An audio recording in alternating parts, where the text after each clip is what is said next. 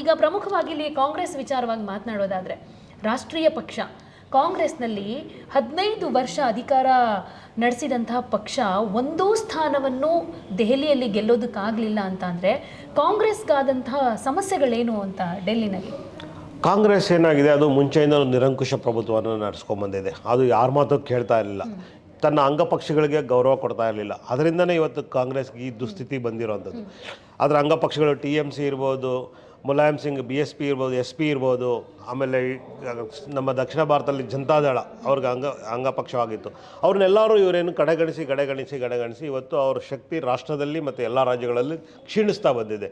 ಅದೇ ರೀತಿ ಇವರು ಕಾಂಗ್ರೆಸ್ನವರು ಡೆಲ್ಲಿನಲ್ಲಿ ನಮ್ಮ ಮೇಲೆ ಸವಾರಿ ಮಾಡೋದಕ್ಕೆ ಪ್ರಯತ್ನ ಪಟ್ಟರು. ನಮಗೆ ಇಷ್ಟು ಹೆಚ್ಚು ಸೀಟುಗಳು ಬೇಕು ಅಂತ. ಅವ್ರದ್ದು ಒಂದೇ ಒಂದು ಸೀಟ್ ಗೆದ್ದಿಲ್ದಿರೋ ಅಂಥ ಒಂದು ಪಕ್ಷಕ್ಕೆ ನಾವು 20-30 ಸೀಟುಗಳನ್ನ ಬಿಟ್ಕೊಡ್ಬೇಕು ಅಂದರೆ ಕಷ್ಟ ಆಗ್ತಿತ್ತು. ಅದನ್ನು ನಮ್ಮ ರಾಷ್ಟ್ರದ ನಾಯಕರಿಗೆ ಅವರು ಮನವರಿಕೆ ಮಾಡೋಕ್ಕೆ ಪ್ರಯತ್ನ ಪಟ್ಟರು. ಅದರಲ್ಲಿ ನಮ್ಮ ರಾಷ್ಟ್ರ ನಾಯಕರು ಮತ್ತು ಕಾಂಗ್ರೆಸ್ ರಾಷ್ಟ್ರ ನಾಯಕರು ಒಪ್ಕೊಳ್ದೇ ಇರೋದ್ರಿಂದ ಈ ಎರಡೂ ಪಕ್ಷಗಳು ಸ್ವತಂತ್ರವಾಗಿ ಸ್ಪರ್ಧೆ ಮಾಡಿದಾಗ ಇದು ಸ್ವಲ್ಪ ಹಿನ್ನಡೆ ಆಗಿದೆ. ಆದರೆ ಅವರು ಎರಡೂ ಪಕ್ಷಗಳು ಮಾತಾಡಿ ಕೂತ್ಕೊಂಡು ಬಗೆಹರಿಸ್ಕೊಂಡು ಏನಾದರೂ ಒಗ್ಗಟ್ಟಿನಲ್ಲಿ ನಾವು ಏನಾದರೂ ಚುನಾವಣೆಯನ್ನು ಸ್ಪರ್ಧೆ ಮಾಡಿದರೆ ನಮಗೆ ಯಶಸ್ಸು ಸಿಗ್ತಾ ಇತ್ತು ಅಂತ ನನ್ನ ವೈಯಕ್ತಿಕ ಅಭಿಪ್ರಾಯ. ಆದರೆ ರಾಷ್ಟ್ರದಲ್ಲಿ ಯಾವ ಕಾರಣದಿಂದ ಅವರು ಆ ಥರ ಮಾಡಿದ್ದಾರೆ ಅಂತ ನನಗೆ ಗೊತ್ತಿಲ್ಲ. ಬಟ್ ಮುಂದಿನ ದಿನಗಳಲ್ಲಿ ಇದರ ಬಗ್ಗೆ ಕೂತ್ಕೊಂಡು ಚರ್ಚೆ ಮಾಡಿ, ವಿಮರ್ಶೆ ಮಾಡಿ, ಒಂದು ಒಳ್ಳೆಯ ನಿರ್ಧಾರ ತಗೊಂಡು ಎಲ್ಲ ಜಾತ್ಯತೀತ ಪಕ್ಷಗಳು, ಸೆಕ್ಯುಲರ್ ಪಾರ್ಟೀಸ್ ಅಂತ ನಾವೇನು ಕರಿತೀವಿ, ಅವರೆಲ್ಲ ಒಗ್ಗಟ್ಟಾಗಿ ಹೋರಾಟ ಮಾಡಿದ್ರೆ ಮುಂದಿನ ದಿನಗಳಲ್ಲಿ BJPನ ಹೆದರಿಸೋಕ್ಕೆ ಸರಳ ಆಗುತ್ತೆ ಮತ್ತು ಅದರಲ್ಲಿ ಯಶಸ್ವಿಯನ್ನು ಕಾಣ್ಬೋದು ಅಂತ ನನ್ನ ವೈಯಕ್ತಿಕ ಅಭಿಪ್ರಾಯ. ಅಂದರೆ ಈಗ ಮತ್ತೊಮ್ಮೆ ರಾಷ್ಟ್ರೀಯ ಪಕ್ಷಗಳ ಮುಂದೆ ಪ್ರಾದೇಶಿಕ ಪಕ್ಷಗಳು ವೀಕ್ ಅನ್ನೋದು ದೆಹಲಿ ಚುನಾವಣೆಯಲ್ಲಿ ಪ್ರೂವ್ ಆಯಿತು ಅಂತ ಅನ್ಸುತ್ತಲ್ವಾ? ಹೌದು, ಖಂಡಿತ ಅದು ಸತ್ಯ, ಅದು ಸಾರ್ವಕಾಲಿಕ ಸತ್ಯ. ಯಾಕೆಂದರೆ ಪ್ರಾದೇಶಿಕ ಪಕ್ಷಗಳನ್ನ ಬಗ್ಗುಬಡಿಯೋದೇ ರಾಷ್ಟ್ರೀಯ ಪಕ್ಷಗಳ ಮುಖ್ಯ ಗುರಿ. ಇವತ್ತು ನಮ್ಮ ಅರವಿಂದ್ ಕೇಜ್ರಿವಾಲ್ ಅವರು ರಾಹುಲ್ ಗಾಂಧಿಯವ್ರಿಗಿಂತ ಹೆಚ್ಚು ಪ್ರಚಲಿತದಲ್ಲಿದ್ದರು. ರಾಹುಲ್ ಗಾಂಧಿಯವ್ರಿಗಿಂತ ಹೆಚ್ಚು BJPನ ಖಂಡಿಸಿದರು, ಹೆಚ್ಚು ಅವರನ್ನು ನಿಂದಿಸಿದರು. ಅದರಿಂದನೇ ಅವರು ಟಾರ್ಗೆಟ್ ಆದರು. ಒಂದು ಕಡೆ powerful leader of India Modi ಅವರಿಗೆ ಟಾರ್ಗೆಟ್ ಆಗಿದ್ದಾರೆ, ಇನ್ನೊಂದು ಕಡೆ opposition party leader Rahul Gandhi ಅವರಿಗೆ ಟಾರ್ಗೆಟ್ ಆಗಿದ್ದಾರೆ. ಇಬ್ಬರನ್ನು ಅವರು ವಿರೋಧಿಸಿದ್ರಿಂದ, ಕಠಿಣ ಶಬ್ದಗಳನ್ನು ವಿರೋಧಿಸಿದ್ರಿಂದ ಟಾರ್ಗೆಟ್ ಆಗಿ ಇವತ್ತು ಕಾಂಗ್ರೆಸ್ಸು ಸೇರಿಕೊಂಡು BJP ಜೊತೆ ಸೇರಿಕೊಂಡು ಇವತ್ತು ನಮ್ಮ ನಾಯಕರನ್ನು ಸೋಲಿಸಿದ್ದಾರೆ.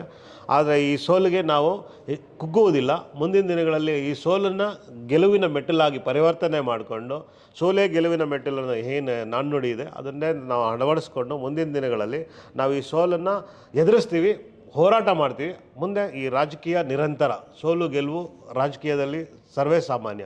ಈ ಸೋಲಿಂದ ನಾವು ಹೆದರಬೇಕಾಗಿಲ್ಲ, ಧೃತಿಗೆಡಬೇಕಾಗಿಲ್ಲ. ಈ ಸೋಲನ್ನು ನಾವು ಹೆದರಿಸಿ ಮುಂದಿನ ದಿನಗಳಲ್ಲಿ ಹೋರಾಟ ಮಾಡಿಕೊಂಡು ಮತ್ತೆ ಪಕ್ಷನ ಬಲವರ್ಧನೆ ಮಾಡ್ತೀವಿ, ಮತ್ತೆ ಅಧಿಕಾರಕ್ಕೆ ತರಕ್ಕೆ ನಾವು ಪ್ರಾಮಾಣಿಕ ಪ್ರಯತ್ನ ಮಾಡ್ತೀವಿ. ಆಮೇಲೆ ಈಗ ಕೇಜ್ರಿವಾಲ್ ಅವರೇ ಸೋತಿದ್ದಾರೆ, ಅತಿಶಿ ಅವರೇ ಸೋತಿದ್ದಾರೆ. ನೀವು ನೋಡಿರ್ಬೋದು ಅಸೆಂಬ್ಲಿಯಲ್ಲಿ ಕೇಜ್ರಿವಾಲು ಎಂತೆಂಥ ವಿಚಾರಗಳ ಬಗ್ಗೆ ಮಾತನಾಡ್ತಾ ಇದ್ರು. ಆಡಳಿತ ಪಕ್ಷದಲ್ಲಿ ಇದ್ದಿದ್ರೂ ಕೂಡ ವಿರೋಧ ಪಕ್ಷದವರು ಏನೇ ಟೀಕೆ ಟಿಪ್ಪಣಿಗಳನ್ನು ಮಾಡಿದ್ರು ಕೂಡ ಸಮರ್ಥವಾಗಿ ಅದನ್ನು ಫೇಸ್ ಮಾಡ್ತಾ ಇದ್ರು. ಈಗ ಅಸೆಂಬ್ಲಿಗೆ ಹೋಗೋ ಅವಕಾಶವೂ ಕೂಡ ಕೇಜ್ರಿವಾಲ್ ಅವರ ಕೈತಪ್ಪಿ ಹೋಗಿದೆ ಅಂತ ಅಂದರೆ AAPನಲ್ಲಿ ಯಾರು ಸಮರ್ಥ ನಾಯಕರಿದ್ದಾರೆ ಹಾಗಾದರೆ ವಿರೋಧ ಪಕ್ಷ ಸ್ಥಾನದಲ್ಲಿ ನಿಂತು ಆಡಳಿತ ಪಕ್ಷವನ್ನು ಟೀಕೆ ಮಾಡೋದಕ್ಕೆ? ಮೇಡಮ್, ತುಂಬ ಜನ ಸಮರ್ಥರಿದ್ದಾರೆ, ಹಾಗೇನಿಲ್ಲ. ಯಾಕೆಂದರೆ ನಮ್ಮ ಪಕ್ಷದಲ್ಲಿ ಎಲ್ಲ ವಿದ್ಯಾವಂತರ ಪಕ್ಷ. ಏನಂದರೆ ಅದು ಆರೋಪಗಳು ಬಂದಿರೋದಷ್ಟೇ. ಯಾವುದೇ ನಮಗೆ ಲಿಕ್ಕರ್ ಹಗರಣ ಇರ್ಬೋದು, ಬೇರೆ ಹಗರಣಗಳು, ಕೇವಲ ಆರೋಪ, ಅದು ಇನ್ನೂ ಸಾಬೀತಾಗಿಲ್ಲ. ಆದರೆ ಇಲ್ಲಿ ಜನಗಳು ತೀರ್ಮಾನ ಕೊಟ್ಬಿಟ್ಟಿದ್ದಾರೆ, ನೀವು ಸ್ವಲ್ಪ ದಿನ ರೆಸ್ಟ್ ಮಾಡಿ ಅಂತ ನಮ್ಮ ನಾಯಕರಿಗೆ. ಅದನ್ನು ನಾವು ರೆಸ್ಟ್ ಮಾಡಲ್ಲ. ನಾವು ಮತ್ತೆ ಪಕ್ಷ ಬಲವರ್ಧನೆ ಮಾಡೋಕ್ಕೆ ನಾವು ಮತ್ತೆ ಹೋರಾಟ ತಳಮಟ್ಟದಲ್ಲಿ ಮತ್ತೆ ನಾವು ಕೆಲಸ ಪ್ರಾರಂಭಿಸ್ತೀವಿ. ಜನ ತೀರ್ಮಾನನ ನಾವು ತಲೆಬಾಗಿ ಒಪ್ಕೋತೀವಿ. ನಮ್ಮಲ್ಲಿ ತುಂಬ ಜನ ನಾಯಕರಿದ್ದಾರೆ. ಯಾರಾದರೂ ಒಬ್ಬರು ವಿರೋಧ ಪಕ್ಷದ ನಾಯಕರು ಮಾಡ್ತೀವಿ, ನಾವೆಲ್ಲ ಕೂತ್ಕೊಂಡು ಮಾತಾಡಿಸಿ. ನಮ್ಮ ದೆಹಲಿ ಹೈಕಮಾಂಡ್ ಲೀಡರ್ಸ್ ಸೇರಿದ್ದಾರೆ, ಅವರೆಲ್ಲ ಕೂತ್ಕೊಂಡು ಒಂದು ಸಹಮತದಿಂದ ಒಮ್ಮತದ ಒಬ್ಬ ನಾಯಕನನ್ನು ನಾವು ಆಯ್ಕೆ ಮಾಡಿ, ಅವರನ್ನು ವಿರೋಧ ಪಕ್ಷದ ನಾಯಕನನ್ನಾಗಿ ಆಯ್ಕೆ ಮಾಡಿ ನಾವು ಅವರು ವಿಧಾನಸಭೆಗೆ ಕಳಿಸಿ ಅಲ್ಲಿ BJPಯ ನ್ಯೂನ್ಯತೆಗಳನ್ನು ಎತ್ತಿಡಿದು ಚಾಟಿ ಬೀಸಿ ಕಿವಿ ಹಿಂಡಿ ಸರ್ಕಾರ ಒಳ್ಳೆ ಕೆಲಸ ಮಾಡೋಕ್ಕೆ ನಾವು ಸೋತಿದ್ರೂ ಸಹ ಜನ ನಮಗೆ ಮತ ಹಾಕಿದ್ದಾರೆ. ದೆಹಲಿಯ ಜನತೆಗೆ ನಾವು ಮತ್ತೆ ವಿರೋಧ ಪಕ್ಷದ ಸ್ಥಾನದಲ್ಲಿ ಕೂತ್ಕೊಂಡು ಕೆಲಸ ಮಾಡಿ, ಸರ್ಕಾರ ತಪ್ಪು ಮಾಡಿದಾಗ ಅದನ್ನು ಎಚ್ಚರಿಸಿ ಒಳ್ಳೆ ಕೆಲಸ ಮಾಡೋದಕ್ಕೆ ನಾವು ಪ್ರೇರೇಪಣೆ ಮಾಡಿ ಅದರ ತಪ್ಪುಗಳನ್ನು ಕಿವಿ ಹಿಂಡಿ ನಾವು ಪಾಠ ಹೇಳ್ತೀವಿ. ನಾವು ಒಂದು ರೀತಿ ರಿಸಲ್ಟ್ ಏನು ಅಂತ ಊಹೆ ಕೂಡ ಮಾಡೋದಕ್ಕಾಗೋದಿಲ್ಲ. ಯಾಕೆಂದರೆ ಒಂದು ರೀತಿ ಹಾವು ಏಣಿ ಆಟ ಇದ್ದ ಹಾಗಿತ್ತು. ಈಗ ನೋಡಿ, ಕಲ್ಕಾಜಿ ಕ್ಷೇತ್ರದಲ್ಲಿ ಅತಿಶಿ ಅವರು ಗೆದ್ದಿದ್ದಾರೆ ಅನ್ನುವಂಥ ಮಾಹಿತಿ ಸಿಗ್ತಾ ಇದೆ. ಅಂದರೆ ಒಂದು ರೀತಿ ಎಕ್ಸ್ಪೆಕ್ಟ್ ಮಾಡಿರಲಿಲ್ಲ. ಏಕೆಂದರೆ ತುಂಬ ಅಂತಂದರೆ 7-8 ಸುತ್ತಿನ ಮತ ಎಣಿಕೆ ಬಂದಾಗಲೂ ಕೂಡ ತುಂಬ ಡೌನ್ ಇತ್ತು, ಅಂದರೆ ಹಿನ್ನಡೆಯನ್ನು ಅನುಭವಿಸಿದ್ರು. ಆದರೆ ಫೈನಲಿ ಕಲ್ಕಾಜಿ ಕ್ಷೇತ್ರದಲ್ಲಿ ಈಗ CM ಅತೀಶಿಗೆ ಗೆಲುವಾಗಿದೆ ಅಂತ ಅಂದರೆ ಎಲ್ಲೋ ಒಂದು ಕಡೆ ಕೇಜ್ರಿವಾಲ್ ಸೋತರು ಕೂಡ CM ಸ್ಥಾನದಲ್ಲಿ ಇದ್ದಂಥ ಅತೀಶಿ ಗೆದ್ದಿದ್ದಾರೆ ಅನ್ನೋದು ಎಷ್ಟು ಸಮಾಧಾನ ನಿಮಗೆ? ತುಂಬ ಸಮಾಧಾನ ತರುವಂಥ ವಿಷಯ. ಈಗ ನೀವು ಹೇಳ್ತಾ ಇದ್ರಿ, ಈಗ ಒಂದು ಕೆಲವೇ ಕ್ಷಣಗಳ ಹಿಂದೆ ನಮ್ಮಲ್ಲಿ ಯಾರು ನಾಯಕರು, ಸಮರ್ಥ ನಾಯಕರು ಬೇಕು ವಿರೋಧ ಪಕ್ಷಕ್ಕೆ ಅಂತ. ಇದಕ್ಕಿಂತ ಸಮರ್ಥ ನಾಯಕಿ ಬೇಕಾಗಿಲ್ಲ. ಇವರು ಮುಖ್ಯಮಂತ್ರಿ ಆಗಿದ್ದವರು, ಇವ್ರಿಗೆ ಅನುಭವ ಇದೆ ಮತ್ತು ವಿದ್ಯಾವಂತರಿದ್ದಾರೆ. ಸಮಾಜದ ಕಟ್ಟಕಡೆಯ ಜನಗಳಿಗೆ ಅವರು ಏನೇನು ಸವಲತ್ತುಗಳು ಸಿಗಬೇಕು ಅದಕ್ಕೆ ಪ್ರಾಮಾಣಿಕವಾಗಿ ಕೆಲಸ ಮಾಡಿದ್ದಾರೆ ಕಳೆದ 6 ತಿಂಗಳು 7 ತಿಂಗಳಲ್ಲಿ. ಮುಂದಿನ ದಿನಗಳಲ್ಲಿ ಆ ರಾಜ್ಯಕ್ಕೆ ಏನು ಅನುಕೂಲ ಆಗಬೇಕು, ಅಲ್ಲಿನ ಜನಗಳ ಸಮಸ್ಯೆಗಳೇನಿದೆ, ಇದುವರೆಗೂ ಅವರು ಹೆಂಗೆ ಮುಖ್ಯಮಂತ್ರಿಯಾಗಿ ಕೆಲಸ ಮಾಡ್ಕೊಳ್ಳೋದು ಅದೇ ಥರ ವಿರೋಧ ಪಕ್ಷದ ನಾಯಕಿಯಾಗಿ ಕೆಲಸ ಮಾಡಿಕೊಂಡು ಅಲ್ಲಿನ ಜನರ ಕಷ್ಟ ಸಮಸ್ಯೆಗೆ ಸ್ಪಂದಿಸ್ತಾರೆ ಅಂತ ನಮ್ಮ ಆತ್ಮವಿಶ್ವಾಸ ಇದೆ. ಅಮಿತ್ ಶಾ ಅವ್ರು ಹೇಳಿದರು ಬಡೇ ಮಯ್ಯ ಚೋಟೆ ಮಯ್ಯ ಅಂತ. ಕೇಜ್ರಿವಾಲ್, ಮನೀಶ್ ಸಿಸೋಡಿಯಾ ಇಬ್ಬರೂ ಕೂಡ ಸೋತ್ ಹೋಗಿದ್ದಾರೆ. AAP ಅಂದ ತಕ್ಷಣ ಮುಖ ಬರ್ತಾ ಇದ್ದಿದ್ದು ಕೇಜ್ರಿವಾಲ್ ಅವ್ರದ್ದೇನೆ. ಕೇಜ್ರಿವಾಲ್ ಇವಾಗ ಈ ಸೋಲಿಗೆ ಅವರ ಶೀಶ್ ಮಹಲ್ ಕೂಡ ಕಾರಣ ಆಯಿತು ಅಂತ ಈ ಕಾರಣನ ನೀವು ಒಪ್ಕೊಳ್ಳೋಕೆ ರೆಡಿ ಇದ್ದೀರಾ?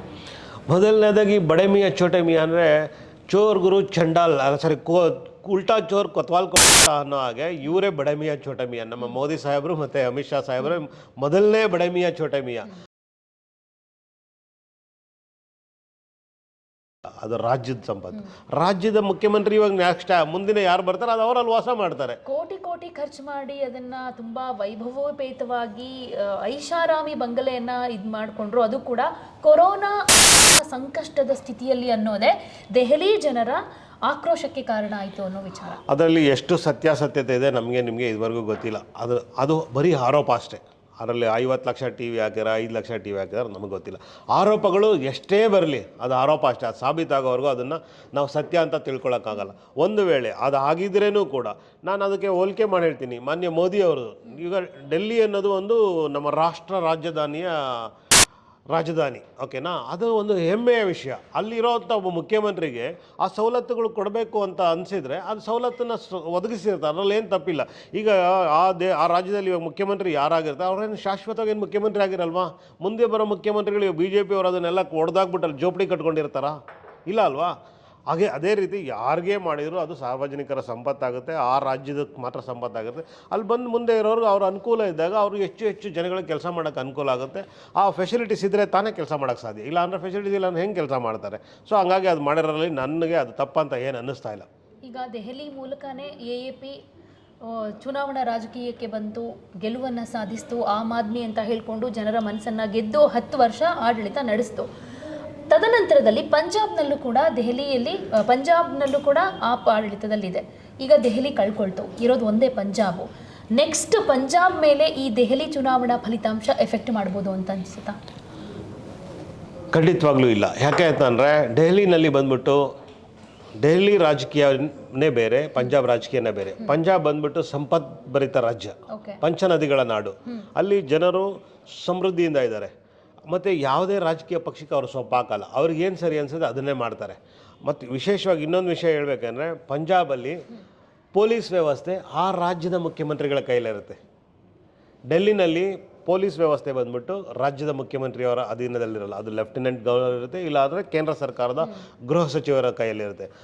ಇವರು ಏನು ಮಾಡಿದ್ದಾರೆ, ರಾಜ್ಯದಲ್ಲಿ ಡೆಲ್ಲಿನಲ್ಲಿ ಅಲ್ಲಿನ ಪೊಲೀಸ್ ವ್ಯವಸ್ಥೆನ ದುರ್ಬಳಕೆ ಮಾಡ್ಕೊಂಡಿದ್ದಾರೆ. ಸ್ವತಂತ್ರ ತನಿಖಾ ಸಂಸ್ಥೆಗಳನ್ನ ದುರ್ಬಳಕೆ ಮಾಡ್ಕೊಂಡಿದ್ದಾರೆ.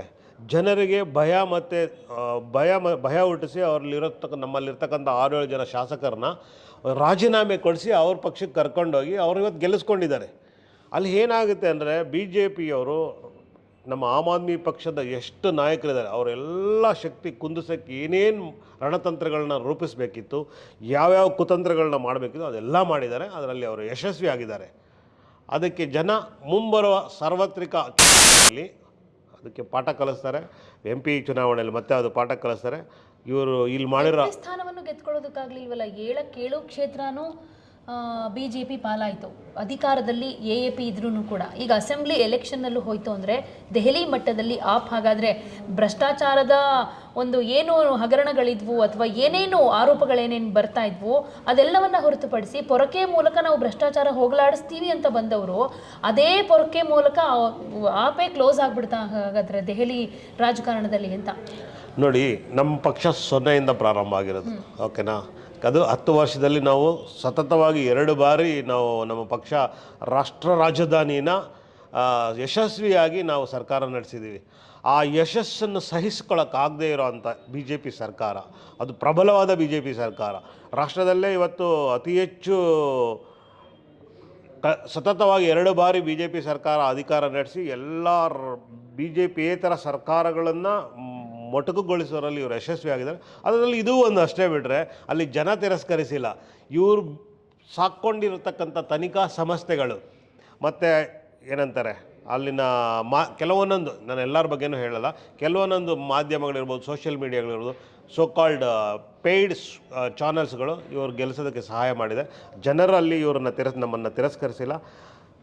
ಒಂದು ಸ್ವಲ್ಪ ಜನ ನಮ್ಮ ಮೇಲಿರೋ ಆರೋಪಗಳನ್ನೇ ಸತ್ಯ ತಿಳ್ಕೊಂಡು ಅಲ್ಲಿ ಧರ್ಮ ಮತ್ತು ಜಾತಿ ಭಾಷೆ ಎಲ್ಲದನ್ನು ಸಮ್ಮಿಶ್ರ ಮಾಡಿ ನಮ್ಮ ಸೋಲಿಸೋದಕ್ಕೆ ಇವರು ಈ ಕ್ಷಣದಲ್ಲಿ ಯಶಸ್ವಿಯಾಗಿದ್ದಾರೆ. ಈಗ ದೆಹಲಿ ಮಟ್ಟಕ್ಕೆ ನಾನಾಗಲೇ ಮಾತಾಡ್ತಾ ಇದ್ದೆ, ಕೇಜ್ರಿವಾಲ್ ಪರಿಸ್ಥಿತಿ ಯಾವ ರೀತಿಯಾಗಿ ಬಂದಿದೆ ಅಂತಂದರೆ, ಈಗ ಅಸೆಂಬ್ಲಿಗೂ ಕೂಡ ಹೋಗೋದಕ್ಕೆ ಸಾಧ್ಯ ಆಗಿಲ್ಲ, ಕಂಪ್ಲೀಟ್ ಸೋತಾಗಿದೆ. ಅಂದರೆ ಹ್ಯಾಟ್ರಿಕ್ ಗೆಲ್ತೀನಿ ಅಂದ್ಕೊಂಡಿದ್ರು, 3ನೇ ಸಲ ಆಗಲಿಲ್ಲ. ಸೊ ಅವ್ರ ನೆಕ್ಸ್ಟ್ ಫ್ಯೂಚರ್ ಏನು? ರಾಜ್ಯ ರಾಜಕಾರಣದಲ್ಲೇ ಇರ್ತಾರಾ ಅಥವಾ ಕೇಂದ್ರ ರಾಜಕಾರಣದತ್ತ ಏನಾದ್ರು ಗಮನ ಹರಿಸ್ತಾರಾ, ಹೇಗೆ ಅಂತ ಅವ್ರ ಫ್ಯೂಚರ್ ಬಗ್ಗೆ ಮಾತಾಡೋದಾದ್ರೆ? ನೋಡಿ, ನಮ್ಮ ಆಮ್ ಆದ್ಮಿ ಪಕ್ಷಕ್ಕೆ, ನಮ್ಮ ಆಮ್ ಆದ್ಮಿ ಪಕ್ಷದ ಮುಖ್ಯ ಸಂಚಾಲಕರಾದ ಅರವಿಂದ್ ಕೇಜ್ರಿವಾಲ್ ಅವರಿಗೆ ಎಲ್ಲ ಅವಕಾಶಗಳು ತೆಗೆದಿದೆ, ತುಂಬ ಅವಕಾಶಗಳಿದೆ. ಇವಾಗ ಅತಿ ಕಡಿಮೆ ವಯಸ್ಸಲ್ಲಿ 2 ಬಾರಿ ಮುಖ್ಯಮಂತ್ರಿ ಆಗಿರೋ ರಾಷ್ಟ್ರ ರಾಜಧಾನಿ ಡೆಲ್ಲಿನಲ್ಲಿ ಇವತ್ತು ನೋಡಿ, ಬೇರೆ ಬೇರೆ ರಾಜ್ಯಗಳಲ್ಲಿ 50 ವರ್ಷ ರಾಜಕೀಯ ಮಾಡ್ಕೊಬಂದಿರೋರು ಮುಖ್ಯಮಂತ್ರಿ ಆಗೋಕ್ಕಾಗಿಲ್ಲ ಅಂತ ಅದೃಷ್ಟ ಪುರುಷ. ಓಕೆ, ಅದ್ರ ಜೊತೆಯಲ್ಲಿ ವಿದ್ಯಾವಂತರಿದ್ದಾರೆ, ಸುವ್ಯವಸ್ಥೆಯನ್ನು ತುಂಬ ಚೆನ್ನಾಗಿ ಮೇಂಟೈನ್ ಮಾಡ್ಕೊಂಬಂದಿದ್ದಾರೆ ಡೆಲ್ಲಿನಲ್ಲಿ. ಪ್ರತಿಯೊಬ್ಬರು ಜನಗಳಿಗೆ ಸಿಗಬೇಕಾದಂಥ ಎಲ್ಲ ಸವಲತ್ತುಗಳನ್ನ ಪ್ರಾಮಾಣಿಕವಾಗಿ ನಾವು ಕೊಡೋದಕ್ಕೆ ಪ್ರಯತ್ನ ಮಾಡಿದ್ದೀವಿ. ಅದು ಎಲ್ಲಿ ಎಡವಿದ್ದೀವಿ ಅಂತ ನಾವು ಅದನ್ನು ಸ್ವಲ್ಪ ಪರಾಮರ್ಶೆ ಮಾಡಿ, ವಿಮರ್ಶೆ ಮಾಡಿ, ಅದನ್ನು ತಿಳ್ಕೊಂಡು ಅದಕ್ಕೇನು ಪರಿಹಾರ ಕಂಡುಹಿಡಬೇಕು ಅದನ್ನು ಕಂಡುಹಿಡ್ಕೋತೀವಿ. ಬಟ್ ನಮ್ಮ AP ಮುಖ್ಯಸ್ಥರಾದ ಅರವಿಂದ್ ಕೇಜ್ರಿವಾಲ್ ಅವ್ರಿಗೆ ಎಲ್ಲ ಬಾಗಿಲುಗಳೇನು ಮುಚ್ಚಿಲ್ಲ, ತುಂಬ ಬಾಗಿಲುಗಳು ತೆರೆದಿದೆ. ಅವರು ಮತ್ತೆ ಬೇಕಾದರೆ ಮುಖ್ಯಸ್ಥ ಸ್ಥಾನದಲ್ಲಿ ಇರ್ತಾರ, ಅದು ಗೆದ್ದ ಮೇಲೆ ಅದು ಎಲ್ಲದು ಮತ್ತೆ ನಾವೆಲ್ಲ ಮೀಟಿಂಗ್ ಕೂತ್ಕೊಂಡು ಮಾತಾಡಿದ ಮೇಲೆ ಅದನ್ನು ಎಲ್ಲರೂ ಸೇರಿ ಒಟ್ಟಿಗೆ ಸೇರಿಸಿ ಮುಖ್ಯಸ್ಥ ಸ್ಥಾನದಲ್ಲಿ ಇದ್ದರೆ ಖಂಡಿತವಾಗ್ಲೂ ಇರ್ಬೋದು. ಯಾಕೆಂದರೆ ಸೋತವರೇನು ಅಧ್ಯಕ್ಷರಾಗಬಾರ್ದಂತ ಎಲ್ಲೂ ಕಾನೂನಲ್ಲಿ ಏನಿಲ್ಲ. ಪಕ್ಷ ನಡೆಸೋದಕ್ಕೆ ಸೋಲು ಗೆಲುವು ಒಂದೇ ಮಾನದಂಡ ಇರಲ್ಲ. ಅವ್ರ ಕ್ಯಾಲಿಬರ್ ಈಸ್ ವೆರಿ ಇಂಪಾರ್ಟೆಂಟ್. ನಾನು ಇವಾಗ ಗೆದ್ದ ಮಾತ್ರಕ್ಕೆ ನಾನೇ ಪ್ರಧಾನಮಂತ್ರಿ ಆಗ್ತೀನಿ ಅಂತ ಹೇಳೋಕ್ಕಾಗಲ್ಲ. ಹಾಗಾಗಿ ಅವ್ರಿಗೆ ಎಲ್ಲ ಅವಕಾಶಗಳಿದೆ. ಮುಂದಿನ ದಿನಗಳಲ್ಲಿ ಅವರು MP ಚುನಾವಣೆಗೆ ಬೇಕಾದ್ರೂ ಸ್ಪರ್ಧಿಸ್ಬೋದು, ಅಥವಾ ಇಲ್ಲೇ ಯಾವ್ದಾದ್ರು ಸೋತಿರೋ ಜಾಗದಲ್ಲಿ ಮತ್ತೆ ಬೇಕಾದ್ರೆ ಸ್ಪರ್ಧಿಸಿ ಮತ್ತೆ ಗೆಲ್ಬೋದು, ಅವಕಾಶಗಳಿದೆ. ನಾವು ಈ ಸದ್ಯಕ್ಕೆ ನಾವು ಅದು ಎದೆಗುಂದೋ ಅಂಥ ದುಸ್ಥಿತಿಗಿಲ್ಲ. 24 ಸೀಟು ಕಡಿಮೆ ಏನಲ್ಲ, ಆಲ್ಮೋಸ್ಟ್ 50% ನಾವು ಸೀಟ್ ತೊಗೊಂಡಿದ್ದೀವಿ. ಇನ್ನು ಮುಂದಿನ ದಿನಗಳಲ್ಲಿ ಮತ್ತೆ ಹೋರಾಟ ಮಾಡ್ತೀವಿ. ಇವಾಗ ಅರವಿಂದ್ ಕೇಜ್ರಿವಾಲ್ ಅವ್ರ ವಿಚಾರವಾಗಿ ಯಾರೇ BJP ಆರೋಪ ಮಾಡಿದಾಗ ಒಂದಷ್ಟು ಸುಳ್ಳು ಆರೋಪ, ದ್ವೇಷದ ರಾಜಕಾರಣ ಟಾರ್ಗೆಟ್ ಮಾಡಿ ಮಾತಾಡ್ತಿದ್ದಾರೆ ಅಂತ ಹೇಳಿದ್ರಿ. ಅಣ್ಣಾ ಹಜಾರೆ ಅವ್ರಿಗೂ ಕೂಡ ಕೇಜ್ರಿವಾಲ್ ಅವರ ನಡೆಯ ಬಗ್ಗೆ, ಇತ್ತೀಚಿನ ರಾಜನೀತಿಯ ಬಗ್ಗೆ ಒಂದಷ್ಟು ಅಸಮಾಧಾನ ಇತ್ತು ಅನ್ನೋದು ಅವರ ಮಾತಲ್ಲೇ ವ್ಯಕ್ತವಾಗುತ್ತೆ. ಇವತ್ತು ಕೂಡ ಅದೇ ಹೇಳಿದರು. ಅಂದರೆ ಕೇಜ್ರಿವಾಲ್ ಅವರನ್ನ ಮೊದಲು ಬೆಂಬಲಿಸ್ಕೊಂಡು ಬಂದಿದ್ದವರು, ಅಣ್ಣಾ ಹಜಾರೆ ಅವ್ರ ಜೊತೆ ಇವರಿದ್ರು ಅನ್ನೋ ಕಾರಣಕ್ಕಾಗೇ ಕೇಜ್ರಿವಾಲ್ ಒಂದಷ್ಟು ಮುನ್ನೆಲೆಗೆ ಬಂದರು, ಅವ್ರ ಜೊತೆ ಹೋರಾಟದಲ್ಲಿ ಗುರುತಿಸ್ಕೊಳ್ಳೋದ್ರ ಮೂಲಕ. ಇವಾಗ ಅಣ್ಣಾ ಹಜಾರೆ ಅವರೇ ಇವರ ಕೆಲಸದ ಕಾರ್ಯವೈಖರಿಯ ಬಗ್ಗೆ, ಇತ್ತೀಚಿನ ನಡೆಗಳ ಬಗ್ಗೆ ಇಷ್ಟೊಂದು ಆಕ್ಷೇಪ ವ್ಯಕ್ತಪಡಿಸ್ತಾ ಇದ್ದಾರೆ ಅಂದರೆ ರೀಸನ್ ಏನಿರ್ಬೋದು ಅಂತ? ಖಂಡಿತವಾಗ್ಲೂ ಅಣ್ಣಾ ಹಜಾರೆ ಅವರು ತುಂಬ ಹಿರಿಯರಿದ್ದಾರೆ, ಅವರು ಹೋರಾಟಗಾರರಿದ್ದಾರೆ. ಅವ್ರ ಮಾತಿಗೆ ನಾನು ಯಾವುದು ಎರಡೇ ಮಾತಾಡೋಕೆ, ಯಾಕೆಂದರೆ ಅದು ಅವ್ರ ವೈಯಕ್ತಿಕ ಅಭಿಪ್ರಾಯ. ಅವರು ರಾಜಕೀಯ ಮಾಡಬಾರ್ದು ಅಂದರೆ ಬೇರೆಯವ್ರು ರಾಜಕೀಯ ಮಾಡಬಾರ್ದು ಅಂತ ಏನಿಲ್ಲ. ಅವ್ರಿಗೆ ರಾಜಕೀಯ ಇಷ್ಟ ಇರಲಿಲ್ಲ, ಅವರಿಗೆ ಜನಾಲಂದನ ಮಾಡಿದ್ರು. ಅವರಲ್ಲಿ ಈಗ ಏನು ಅವರ ಜನಾಲಂದನ ಏನಕ್ಕೆ ಮಾಡೋರು, ಲೋಕಪಾಲ್ ಬಿಲ್ ತರಬೇಕು ಅಂತ ಮಾಡೋರು. ಮತ್ತು ಏನಕ್ಕೆ ನಮ್ಮ ಅರವಿಂದ್ ಕೇಜ್ರಿವಾಲ್ ಮೇಲೆ ಈ ಥರ ಆರೋಪ ಮಾಡಬೇಕು? ಇವತ್ತು ಅಷ್ಟು ಕಠಿಣವಾಗಿ ಜಂತರ್ ಮಂತರಲ್ಲಿ ಕುತ್ಕೊಂಡು ತಿಂಗಳಾನುಗಟ್ಟಲೆ ನಾವು ಕೇಜ್ರಿವಾಲ್ ಅವರು ಮತ್ತು ಇನ್ನೂ ತುಂಬ ನಾಯಕರಿದ್ದರು ಬಿಡಿ, ಇನ್ಕ್ಲೂಡಿಂಗ್ ಕಿರಣ್ ಬೇಡಿ ಅವರು ಇದ್ದರು ಆ ಸಮಯದಲ್ಲಿ. ಎಲ್ಲರೂ ಸೇರಿಕೊಂಡು ಜಂತರ್ ಮಂತರಲ್ಲಿ ಲೋಕಪಾಲ್ ಬಿಲ್ ಬರಬೇಕು ಅಂತ ಹೋರಾಟ ಮಾಡಿದ್ರು. ಅದಾದಮೇಲೆ ಏನಕ್ಕೆ ಮತ್ತೆ ಈ ಅಣ್ಣಾ ಹಜಾರೆ ಅವರು ಹೋರಾಟ ಮಾಡಲಿಲ್ಲ, ಲೋಕಪಾಲ್ ಬಿಲ್ ಬರಲಿಲ್ವಲ್ಲ? 10 ವರ್ಷ ಆಯ್ತಲ್ಲ, ಏನಕ್ಕೆ ಸುಮ್ಮನೆ ಕೂತ್ಕೊಂಡಿದ್ದಾರೆ ಇವರು ಅಣ್ಣಾ ಹಜಾರೆ ಅವರು? ಮಾಡಬೇಕತ್ತಲ್ಲ.